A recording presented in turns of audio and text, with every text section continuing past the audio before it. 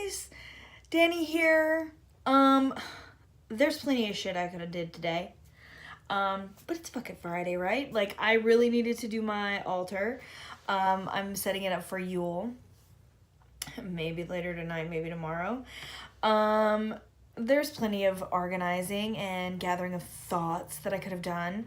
But instead, I decided to make my own Majors Only Tarot deck. Thanks to Peekaboo Rose, Julie did an amazing deck of She-Ra the other day. And ever since then, I was like, oh, I really want to do one of Harry Potter because I'm a huge Harry Potter fan. And today, I just couldn't get it out of my head. I was like, there are so many other things I need to do, but like, all I kept thinking of, I'm like, oh my god, you know what? I would do this, and then I would do this, and then I would do this. I'm like, oh, fuck it, I'm just gonna do it. So that's what I did today. So I'm gonna dive right in so this isn't too long and I don't, totally geek out everywhere. So let me start with the backs. These are the backs. Now, none of these are my pictures. I Googled them. Strictly Googled images. So, these are the backs. Now, I accidentally put my paper in wrong, so they came out like this, but no one needs to know. It's just mine. It's just mine. It's our little secret. Next time I print it out, using some better paper. This is just some regular cardstock. You'll see little white pieces. It just didn't cut right. But anyway, this is mine, so nobody needs to know. But here are my backs. And, excuse me if I look down. I do have a couple of little notes here and there about, maybe some of the reasons that I chose, the characters that I did. So, deep breath. Are you ready? I'm so ready. I love that. I really do love this. Like, this is a labor of love. And, I'm just excited to share with you guys, to share my nerdiness. Drink of tea. Here we go. So we start with the Fool. And when I thought of spontaneity and eagerness and a new beginning, I immediately thought of Dobby. Oh, okay. So, like usual, my nails look like shit. Lennon decided to do my nails the other day with her nail polish. So it didn't really stay on there, and like she put sparkles, so it's just like this weird mishmash of color and dots, and that's all that's left. So ignore the fingernails. Anyway, so I thought of Dobby when I thought of the Fool, from his eagerness to help Harry even when it was nearly fatal for Harry. And nearly wrecked his whole life. Dobby was still so eager to help. And then, of course, no one has a better new beginning than Dobby when he was freed. And he was able to create his own life. And that bit of naivete and that eagerness and that almost like mania that sometimes goes along with the Fool just fits him so well.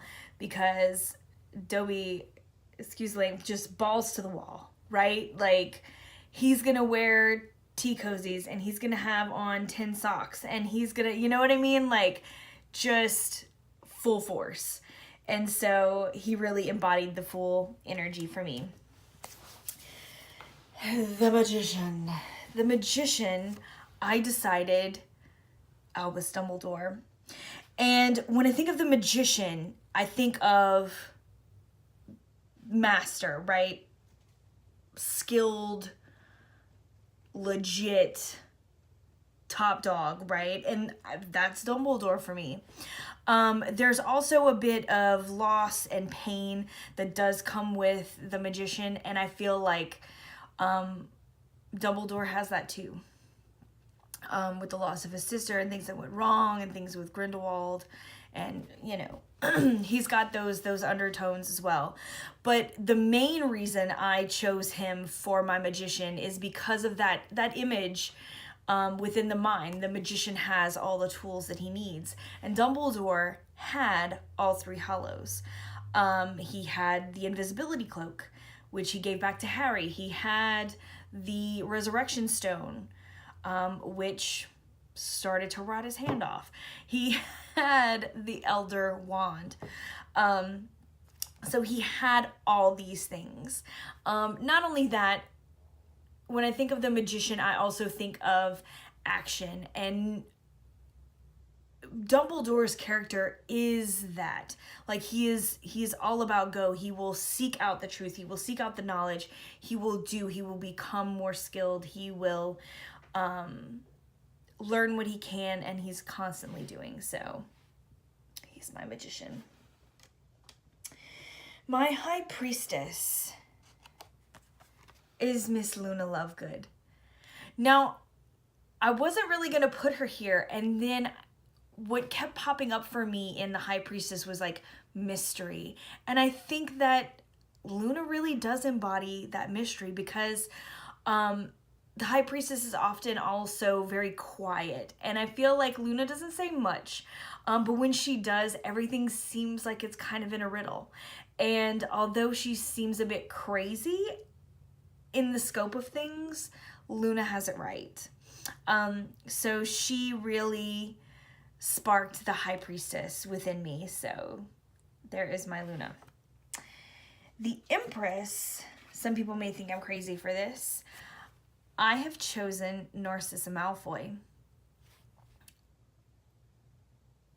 Narcissa, the reason I put her as my Empress is because she, above all things, acted as a mother. She is beautiful. She is creative, obviously, to get through this life. Because I feel like at this point, and even from her character, you kind of get like maybe even a little before. This Death Eater life is something that she is trying to disconnect from because it has put her child in danger. And so I feel like everything that she did, especially towards the end, was geared as a mother. So she is definitely that mother figure for me. She saved Harry. She managed to find out about her own son and get Draco out. So she is my mighty Empress. The Emperor. I chose Sirius Black. Sirius was that father figure for Harry, although it was for a very, very short time. I just feel like he carried the authority with him. Not only that, I like to think of an emperor as someone who is not just going to sit back on his throne, but he is going to be out there in battle with his troops and fight for his land and his people.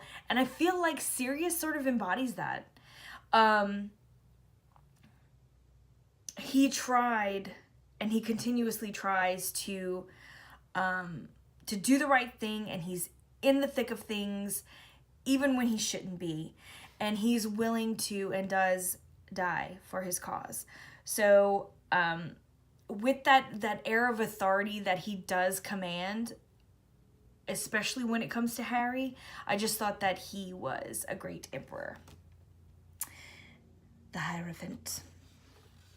I always feel like there's a little bit of sinister to a Hierophant. That's just a personal thing for me.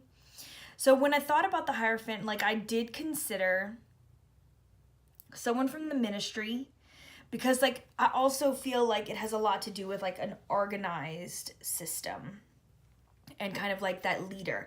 Come, let me show you this, that, and the other. But then what kept ringing true for the Hierophant for me was that like this person does believe in the greater good, and no one believes more in the greater good than Grindelwald. So for me, the Hierophant was no other, you know, because he really did sort of want to preach that good sermon, right? Kind of bring everybody to that side. Now I have not seen Fantastic Beasts, the second one, yet, The Crimes of Grindelwald, because I got sick and, you know, whatever, but I haven't seen it yet. No spoilers, people, no spoilers. I'm trying to go see that this weekend. But anyway, just knowing what I know about him from the backstory, from Deathly Hallows, he is that character for me. So I'm curious to see how that kind of plays out in this new movie. I'm sad with myself because I'm usually like a midnight feature kind of girl, but whatever, life. I'm old now. I can't be doing these things anymore. That's a lie. Anyway, The Lovers. I chose, maybe kind of obvious, or maybe not. I chose Molly and Arthur Weasley. The Lovers for me above even the love. Even the love part is the choice. And I feel like as a team, because they really are, like, I feel like Molly and Arthur are a team. As is the whole Weasley clan. Like, it's a choice. Through good times and through bad, through ups and downs, like, they have to really decide. They had to really decide to stick together. And I think that they do truly show that. So, through everything that the Weasleys have been thrust into, they are the lovers for me.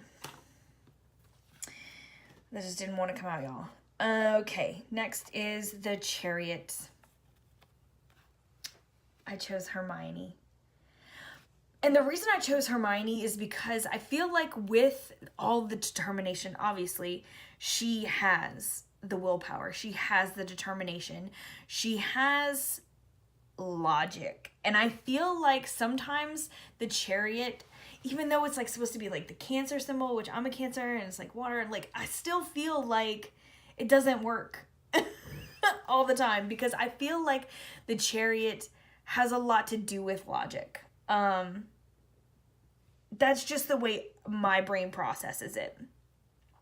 So Hermione is definitely that for me. And, you know, with Victory, I feel like, I mean, let's be honest. I feel like without Hermione, ain't nobody would have gotten very far. You know, like she brings everybody to victory. So that's definitely Hermione for me.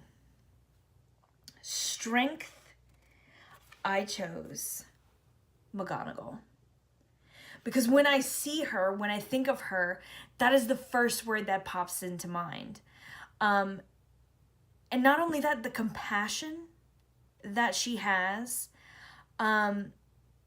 she's also got a shit ton of patience, right? So when I think of strength, I think of that compassion, which she does have for the students, for the school, really for everything that she does, and it really, really shines through.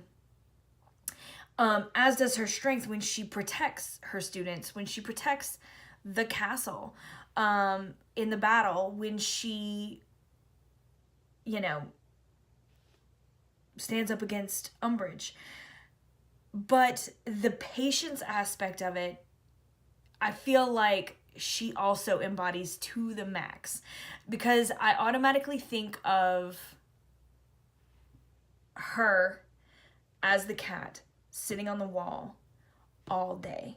She never moved from in front of the Dursleys, waiting to hear something. Like, she just waited. So she is definitely the strength for me. The Hermit. I chose Sybil Trelawney. So I chose Professor Trelawney because she does retreat up into her tower. And she does have that knowledge. She is a seer, a purveyor of divination. But I think more so, I think you get that in the books more so than you would in the movie. But like, she's up in that tower, she like sees, right? Like, she like actually like sees what's going on. She has a different kind of knowledge. And I mean, yeah, She likes to drink her sherry and chill in her perfumed tower. But she's definitely the hermit for me. Wheel of Fortune. So when I think of the Wheel of Fortune, the main word that pops into my head is destiny. Which I don't know if I really believe in like a set destiny. However, if one were to have a destiny, no one has a greater set design than Harry Potter himself. And I chose this picture specifically because this is when the boy who lives has come to die. So this is when he realizes that the only way to end this is for him to die. Spoilers, did I say? If you haven't seen this, there's a lot of spoilers, so sorry. So again, destiny is Harry, right? But not only that, like the wheel turning. So Harry is constantly up and down. Like there's like some tragic shit going on from jump, right? His parents die, but he lives. He has to go live with the Dursleys, but he's a wizard. And then there's a troll, but he kills it. Well, not kills it, but you know, him and his peeps knock it out. Voldemort's in Quirrell. He defeats him. You know, like it's constant, you know, the basilisk, the, you know, everything, right? He goes back in time. There's a constant loop with Harry. There's up and there's down. He's lucky as shit, but it's also tragic. So I felt more than anything, Harry was my Wheel of Fortune. Justice. Vigilance. Constant vigilance. When I think of justice, I think of the law, mostly. And for me, Moody embodies that. Even though the Moody that we had in the Goblet wasn't really Moody, it's still part of his character. He was kind of that top figure, you know, one of those heroes of his own age. He put a lot of Death Eaters in jail. He was the hand of justice at one point. So I just felt like he was the perfect character for justice. And on to the Hanged Man. Oh. I chose Snape for the Hanged Man. There's a lot of reasons why. But when I think of self-sacrifice, I think of Snape. No matter what, he put himself in danger. From before Lily got killed, he decided to become the martyr, right? Like, he was going to go to the other side. And when it comes to perspective, I feel like he's one of the main characters that has the most perspective because he has both sides of the story in the most, you know, in the main sense. Because he has to be a Death Eater, but he has to be a good guy too. His sacrifice is so sad. It is not only his life, you know what I mean? Although he does give his life and gives his tears to Harry so that he can see. But everything about Snape is a sacrifice. He takes the potions job instead of, you know, whatever. Like, he's got, like, there's a constant sacrifice. He helps Harry even though all he sees is James, because there's still Lily in there. While he doesn't do a lot of letting go, he definitely holds perspective. He definitely holds all of that. So Snape is my Hanged Man. Thirsty, you guys. Death. feel like death is a little obvious, maybe, but I definitely chose Voldemort for death. Not only because he brings all the death, no matter where he goes, he brings death, but he also brings and embodies transformation. He does transform the whole look and feel of the wizarding world when he was in power, and then it transformed when he left power, and then shifts again once he is back on the rise. Not only that, though, he transforms himself into this monster. And I feel like we often talk about death and transformation in a good way, as far as like, you know, oh, it's transforming, it's bringing something new, but transformation isn't always for the good. So I feel like he embodies that darker side of it. Whereas like you can transform the other way too. And I think that that was a good reminder when it came to Voldemort and death. Temperance. I chose the Weasley twins. So you might not think of moderation when you think of the Weasley twins, but I do think that Fred and George bring a balance to each other, especially, you know, obviously before Fred died. There was never one without the other. But another thing that I think of a lot when I think of Temperance is purpose. And I feel like they had such a strong purpose throughout the whole story. You know what I mean? They held a very particular place in their family, right? They held a very particular place on the Quidditch team.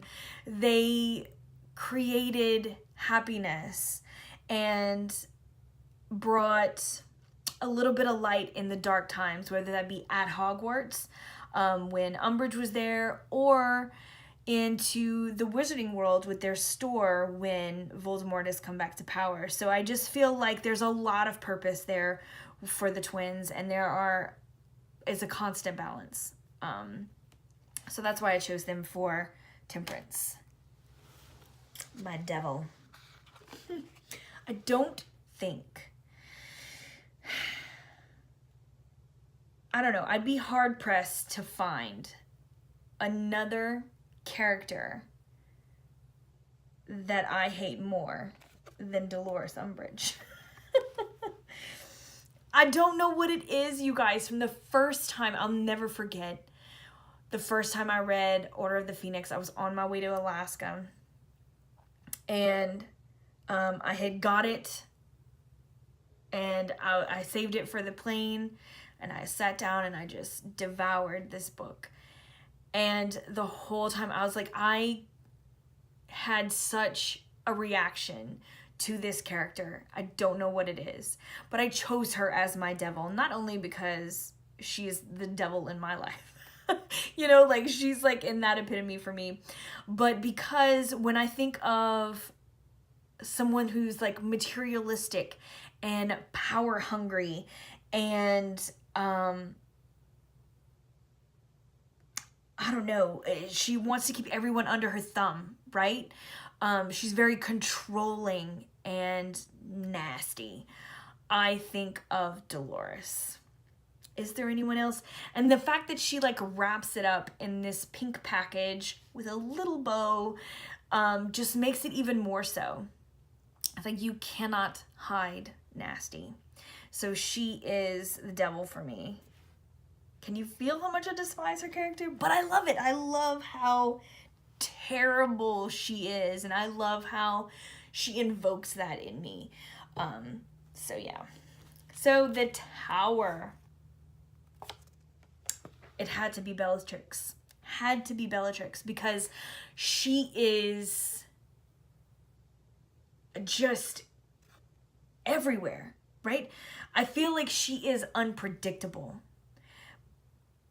but she constantly brings destruction no matter where. Like that is her constant. If there's something predictable about her, it's that she will demolish whatever she touches. She just has that chaoticness about her. And so I thought she made the perfect tower because it's one of those things like She doesn't give a shit. Nobody's life matters. All she cares about is destruction. So she is my tower.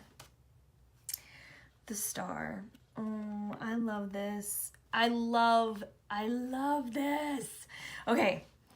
So for me, the star, my keyword for the star is hope.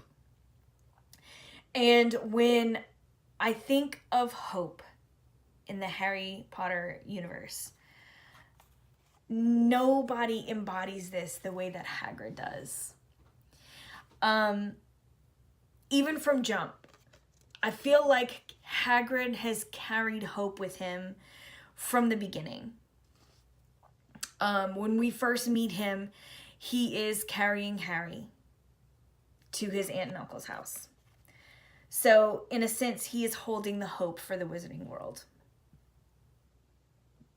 Excuse me. When Harry turns 11, he brings hope. He tells Harry he's a wizard. He holds a dragon in his hands and only sees goodness. He wants to love these terrible, scary, awful creatures. He wants to love them and to show everyone how great they are. He carries that hope. And even at the end, when he was forced to carry what he thought was Harry's dead body back to Hogwarts, he still held hope in his hands. So Hagrid is my hope. The moon, I chose, maybe a little cliche, I chose Lupin. Not only because he is a werewolf and is affected by the moon, but because when I think of the moon, I think of fear and anxiety. And Lupin has that to the max. He's constantly trying to hide out, and he's trying to push everyone away for his fear. He lives in accordance to what his fear is telling him to do. He also has this insecurity, right? Like, he can't just be himself. He's constantly has that in the back of his head. And illusion, the illusion of the moon, you know, I feel like he can go through society and no one would ever know that he is what he is. So I just felt that not only because he's affected by the moon, but because of all these other things, that he was a good representation of this card. The sun, I think of laughter and happiness. And for me, Ron is that. He is the comic relief. He's the comedian of the show, right? Like, the first time we meet Ron, he's got dirt on his nose. You know, he's got an old nappy rat. He's got hand-me-down robes and these frou-frou dress robes. He's just there as that friend. And then, you know, you get towards the end where, of course, he has his faults, this, that, and the other. But he literally brings the light. He's got Dumbledore's Illuminator. So even when he leaves Harry and Hermione, essentially in the dark, he finds his way back. And he brings the light. So Ron is my son. Judgment. I chose Malfoy. And I chose this scene because I feel like this is when he really realizes what he's doing and what's going on. And it's almost like a development of a conscience. You know what I mean? when he is struggling because he has to kill Dumbledore. And I love that his character, especially from this point, from Half-Blood Prince, moving forward, like, you really see a different side of Malfoy. Like, he tries to talk a good game, but in his heart of hearts, he can't do it. So I just thought that this judgment was a good embodiment of the card. So last but not least, the world. I chose Neville for my world. I chose Neville because I feel like he is the unlikely hero. And we know so much, those of us who read the book. I said that like it was such a, like, those of us who read the book. That's not what I meant, but I mean, you know, read the book. But for those of us who read the book, we know that this whole story could have been completely different had Neville been chosen, instead of Harry when it came to the prophecy. But I thought his killing of the snake and ridding Voldemort of his last Horcrux kind of was the culmination of the story. So I thought that Neville would be the perfect world because he kind of wrapped it up in a pretty package, and in a way was able to sort of avenge his parents, which was such a tragic story. So Neville is my world. So I hope you guys enjoyed my my little showing of my Majors Only deck. I just loved making this. It was so much fun. It was so much enjoyment in it, you know, like there was so much enjoyment in it. I absolutely loved every moment of it. And it really makes you think about what these cards mean from like a different perspective. And I've said that before, especially with my Game of Thrones tarot, where you see these people and you're like, I know this character in and out, so I get it. And I just thought that that was just so much fun to think of these characters that I've known for over 20 years, or right at 20 years. These characters that I know so well, to be put into these different categories. Like, what would that mean to me? So it was just a lot of fun to do. So if you guys agree with these or disagree, let me know. I would love to hear your thoughts. This was definitely just a fun day to get to play with this. So you guys, thanks for watching. I hope you enjoyed, and be sure to give me a thumbs up if you liked my video, and be sure to subscribe because I will be back. I usually post at least once a week, sometimes more. This week probably more. And if you're looking for me, if you want to join our discussions, there are links in the comments below, as well as a link to Julie's video where she did her Shira deck. So I will see you guys very soon. Much love. Bye, guys.